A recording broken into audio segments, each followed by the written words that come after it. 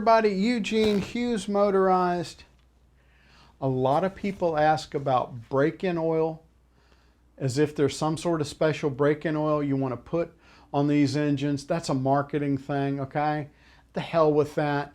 Okay, what I do, I go to the Dollar G, baby, okay?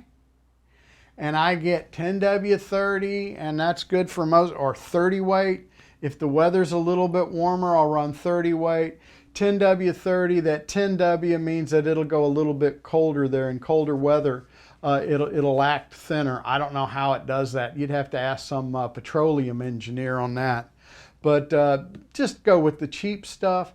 It's all you need. No special break-in oil required. Now let's take a look at the Predator manual, right?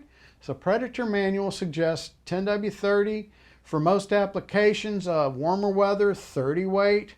Colder weather, 5W30, okay? They recommend after about 20 hours, you replace your oil. That's what they recommend, and that's a lot more than I normally would go with. My rule of thumb, seat of the pants thing, I'll go about 2 tanks of gas, then I replace the oil. The Predator manual suggests every 20 hours of operation, replace the oil. Main thing for me, I just look at it, and when the oil, pull the dipstick out, take a look at the oil starts looking kind of crummy and black, I replace it, okay? It's not rocket surgery or brain science. You don't need no synthetic oils for these here. If you go to the hardware store or a Dollar G, Wally World, whatever, and that's the cheapest oil they got, yeah, get it. Technically, they with engines like this here, you should, quote unquote, be running a non-detergent oil in these engines here.